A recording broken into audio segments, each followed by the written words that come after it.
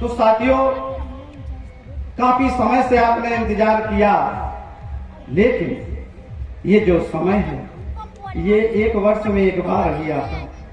आप समय तो काफी देर से इंतजार कर रहे हो, लेकिन एक साल में एक बार आता है।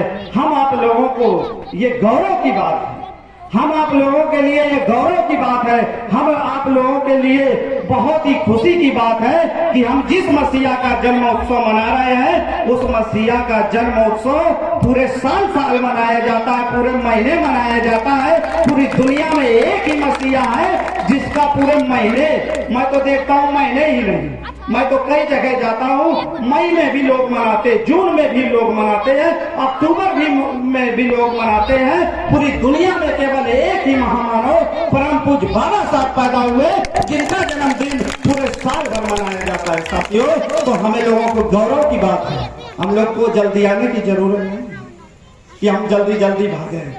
गौरव की बात है, हम लोग ऐसे मसीहा के अनुयायी हैं, हम लोग ऐसे मसीहा के अनुयायी हैं जिन्होंने इस देश में उस बहुत बड़े तबकों को, जो बहुत बड़ा तबका था, जो सामाजिक, शैक्षणिक, राजनीतिक, आर्थिक सभी अधिकारों से वंचित था, उसको जगाने में, उसको हक अधिकार दिलाने में अपनी पूरी जिंदगी और अपना पूरा परिवार निछावर कर दिया। साथियों, ऐसे मसीहा का जन्मदिन है।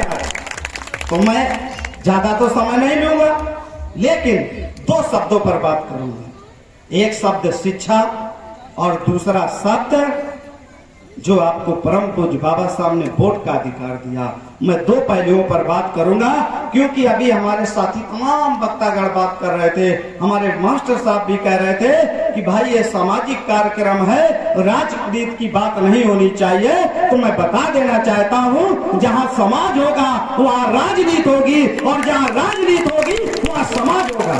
साथियों, यदि मैं परम पूज्य बाबा साहब को याद करूंगा तो निश्चित ही परम पूज्य बाबा साहब के, जब मैं संघर्षों को याद करूंगा, परम पूज्य बाबा साहब की जयंती मनाऊंगा, तो निश्चित ही तथागत गौतम बुद्ध और भी जो महापुरुष हैं, जिन्होंने अपना पूरा जीवन इस देश के बहुजन समाज के लोगों को हक अधिकार दिलाने में लगा दिया, निश्चित ही उनका नाम हमारी जुबान पर जरूर आता है। साथियों, और जब परम पूज्य बाबा साहब का जुबान, परम पूज्य बाबा साहब की जयंती मनाएंगे, तो निश्चित तौर पर साथियों, हम लोग मानवर कांसी राम साहब को नहीं बुला सकते, हम लोग बहन कुमारी मायावती जी को नहीं बुला सकते हैं, क्योंकि साथियों, परम पूज्य बाबा साहब ने जो सपना देखा, क्या सपना देखा, इस देश में हजारों हजार साल से जो गैर बराबरी व्याप्त है, उस गैर बराबरी को समाप्त करके जो मैंने आपको वोट का अधिकार दिया है, उस वोट की अधिकार के बदौलत आप इस देश की गैर बराबरी को समाप्त करके, इस सड़ी गली व्यवस्था को समाप्त करके इस देश में समता मूलक समाज की स्थापना करना है। साथियों, उसी समता मूलक समाज की स्थापना करने के लिए, गैर बराबरी को समाप्त करने के लिए, आप सबको पता है कि मानवर मसीहा, मानवर कांसी राम साहब ने नौकरी छोड़ करके अपना पूरा जीवन परम पूज्य बाबा साहब के देखे हुए सपना और मिशन और कार्यों को पूरा करने में लगा दिया। इसलिए साथियों, अगर हम परम पूज्य बाबा साहब का नाम लेंगे, जयंती मनाएंगे, तो ये नाम अधूरा है जब तक मानवर कांसी राम साहब का नाम नहीं लिया जाएगा। इसी तरह साथियों, यदि परम पूज्य बाबा साहब की हम लोग जयंती मनाते हैं, तो साथियों, आदरणीय बहन कुमारी मायावती जी का भी हम लोग अगर नाम नहीं लेते हैं, तो ये मान लो कि नाम अधूरा है, क्योंकि आदरणीय बहन कुमारी मायावती जी परम पूज्य बाबा साहब के देखे हुए सपने को साकार करने के लिए, मिशन और कार्यों को मंजिल तक पहुंचाने के लिए उन्होंने शादी नहीं की। जो परम पूज्य बाबा साहब ने सपना देखा था, जो उनकी इच्छा थी, जो संविधान में उन्होंने प्रदत्त दिए अधिकार, जो संविधान में व्यवस्था दी, साथियों, आदरणीय बहन कुमारी मायावती जी ने अपना पूरा जीवन उन हक अधिकारों को दिलाने के लिए लगा दिया है। साथियों, पूरा जीवन लगा दिया, शादी नहीं की, आज भी संघर्ष कर रहे। परम पूज्य बाबा साहब के नाम पर आपको पता है कितने यूनिवर्सिटी बनवाए, कितनी योजनाएं बनाई। अगर आज आपका गांव अगर अम्बेडकर ग्राम हुआ होगा, अगर आज आपके गांव में सीसी रोड बना होगा तो ये आदरणीय बहन तुम्हारी मायावती जी की देन है, और बहन तुम्हारी मायावती जी ने जितनी भी योजनाएं चलाई परम पूज्य बाबा साहब और जितने भी संत गुरु महापुरुष हैं उन्हीं के नाम पर चलाई। साथियों, तो जब परम पूज्य बाबा साहब की बात होगी तो जरूर राजनीति की बात होगी, क्योंकि परम पूज्य बाबा साहब के लिखे हुए संविधान की बदौलत आज ये देश संचालित हो रहा है। मैं शॉर्टकट में बताना चाहता हूँ साथियों, मैं पूछना चाहता हूँ कि इस देश का प्रधानमंत्री कौन है? आप लोग सब जानते हैं। इस देश के सम्मानित राष्ट्रपति कौन है? आप सब जानते हैं। इस उत्तर प्रदेश के मुख्यमंत्री कौन है? आप सब जानते हैं। लेकिन मैं अगर आपसे ये पूछ दूं कि इस देश का उप प्रधानमंत्री कौन है तो आप नहीं बता पाओगे। है कोई उप प्रधानमंत्री? क्यों नहीं? पहले था इस देश में, पहले उप प्रधानमंत्री थे। पहले उप प्रधानमंत्री सरदार वल्लभ भाई पटेल बने थे।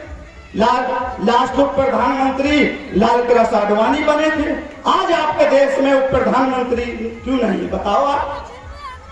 मैं आप लोगों से पूछना चाहता हूँ, बताओ आप लोग। क्योंकि सम्मानित साथियों, आज इस देश में उप प्रधानमंत्री इसलिए नहीं है क्योंकि परम पूज्य बाबा साहब ने संविधान के किसी भी आर्टिकल में उप प्रधानमंत्री के पद का प्रावधान ही नहीं किया था साथियों। इसलिए आज जो भी पद है ये परम पूज्य बाबा साहब की बदौलत है।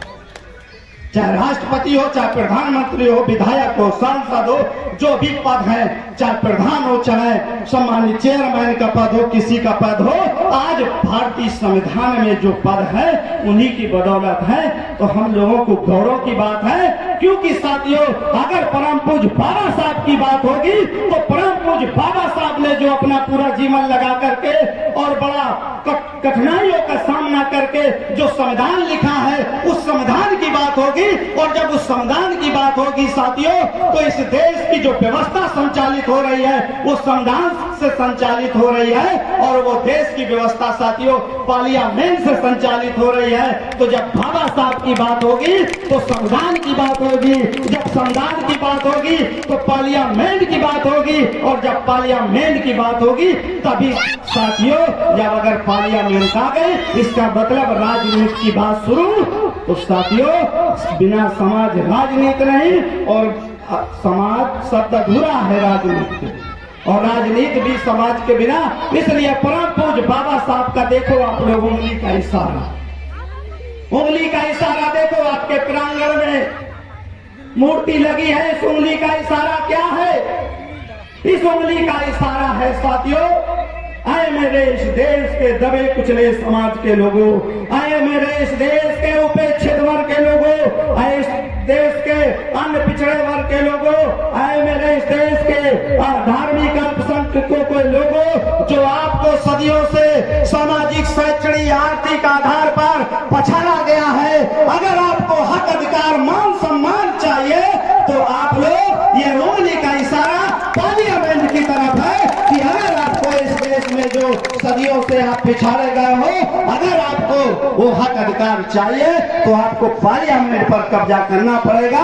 और हमने पार्लियामेंट पर कब्जा करने के लिए आप लोगों को विरोधियों से कड़ा मुकाबला लेकर के, कठिनाइयों का सामना करके, बहुत ही कड़ी मशक्कत मेहनत से आपको जो वोट का अधिकार दिया है उस वोट रूपी अधिकार को अगर आप सही से प्रयोग कर लोगे, और सत्ता की मास्टर चाबी, क्योंकि परम पूज्य बाबा साहब ने 25 अप्रैल 1948 को जो लखनऊ में अधिवेशन था, जो लखनऊ में अधिवेशन हुआ था, उस अधिवेशन में ये कहा था कि आए मेरे दबे कुचले गरीब मजलूम समाज के लोगों, अगर आप लोगों को हक अधिकार चाहिए, अगर आप लोगों को इस देश में मान सम्मान स्वाभिमान की जिंदगी चाहिए, तो आप लोगों को पॉलिटिकल पावर इज मास्टर की, इस देश की सत्ता की मास्टर चाबी अपने हाथों में लेनी होगी, तभी आप लोगों को हक अधिकार मान सम्मान मिलेगा। साथियों ये तो परम पूज्य बाबा साहब ने आपको वोट का अधिकार दिया, इसलिए मैं आप परेशान ना हो, इसी के लिए ये कार्यक्रम हुआ, क्योंकि मैं आपको भी बता देना चाहता हूं आज जो वोट का अधिकार मिला है वो परम पूज्य बाबा साहब ने कैसे दिया है। ऐसे नहीं मिला खैरात में। आपको साथियों साथियों आपको पता होना चाहिए, परम पूज्य बाबा साहब जब अच्छी तरह से शिक्षित होकर के, क्योंकि मैं शिक्षा की बात कर रहा था, मैंने केवल 2 पॉइंट रखे थे, एक शिक्षा और एक वोट का अधिकार, और कोई पॉइंट में मैं बात नहीं कर रहा हूँ। क्योंकि परम पूज्य बाबा साहब जब अच्छी तरह से शिक्षित होकर के इंग्लैंड से आए तो साथियों यहाँ पर 1919 का एक्ट आया, और उस एक्ट के तहत ये व्यवस्था की गई कि इस देश में उसी को वोट देने का अधिकार मिलेगा जो लगान भरता हो।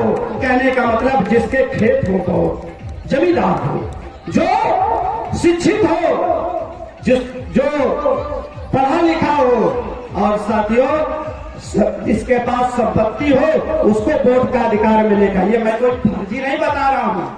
2017 में उत्तर प्रदेश सब इंस्पेक्टर का एग्जाम हुआ, उसमें ये प्रश्न आया था उत्तर प्रदेश की सब इंस्पेक्टर की परीक्षा में कि किस एक्ट के तहत ये प्रावधान था शिक्षा संपत्ति लगान के आधार पर इस देश के लोगों को वोट का अधिकार मिलना था। तो साथियों 1919 का एक्ट है। तो परम पूज्य बाबा साहब जब अच्छी तरह से शिक्षित होकर के आए, उन्होंने जब देखा कि अरे वोट तो उन लोगों को मिल रहा है जो पूंजीपति है, जो शिक्षित है, और हमारे समाज के लोग ना पूंजीपति है, ना लगान भर रहे हैं, ना शिक्षित है। परम पूज्य बाबा साहब ने अंग्रेजों की हुकूमत थी, उनसे विरोध किया और ये कहा कि इस देश में वयस्क मताधिकार हो, जो इस देश में पैदा हुआ है, चाहे जिस जात का हो, चाहे जिस धर्म का हो, चाहे जिस वंश का हो, सबको वोट का अधिकार मिले और वयस्क मताधिकार की प्रणाली लागू की जाए। साथियों आज इस देश के, मैं इस मंच के माध्यम से कह रहा हूँ और बड़े गर्व के साथ कह रहा हूँ, आज इस देश के सर्व समाज के गरीब लोगों को अगर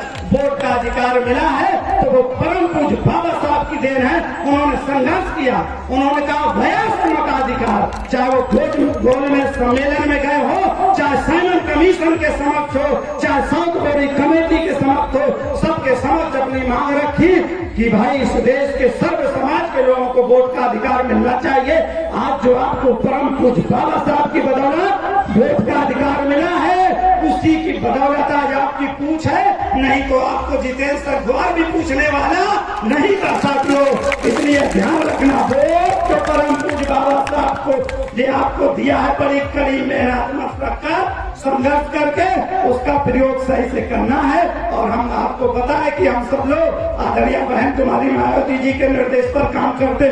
दूसरी बात साथियों, शिक्षा, अगर परम पूज्य बाबा साहब अच्छी तरह से शिक्षित नहीं होते, इंग्लैंड अमेरिका में नहीं पढ़े होते, तो आज आपकी लड़ाई नहीं लड़ी होती। इसलिए मैं जयंती के माध्यम से कहना चाहता हूँ, जो लोग यहाँ उपस्थित है, जो नहीं उपस्थित है, सब लोगों से मैं विनम्र निवेदन अपील करना चाहूंगा कि सब लोग अपने बच्चों को जरूर अच्छी तरह से पढ़ाएं, क्योंकि शिक्षा वह शेरनी का दूध है, शिक्षा वह शेरनी का दूध है, जो पीता है वही दौड़ता है।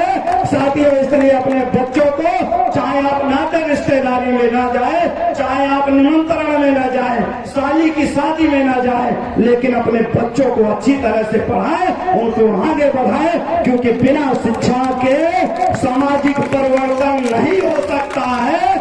शिक्षा ही सामाजिक परिवर्तन का माध्यम है। इसी के साथ मैं अपनी बात को समाप्त करता हूँ और आप लोग पूरी कमेटी को धन्यवाद देता हूँ, पूरे मंच को धन्यवाद देता हूँ। आप लोगों ने सुना, साथ ही इस प्रांगण में उपस्थित सभी माताओं बहनों का, पिता तुल्य बुजुर्गों का मैं दिल की गहराइयों से पुनः हार्दिक अभिनंदन वंदन करता हूँ, जय भीम करता हूँ। और वोट का अधिकार और शिक्षा को जीवन भर याद रखो, और इन्हीं दोनों माध्यम से आप लोग अपने सारे रास्ते खोल सकते हो जो भी बंद है। इसी के साथ मैं अपनी बात को समाप्त करता हूँ। जय भीम, जय भारत, खुदा बहुत बहुत धन्यवाद।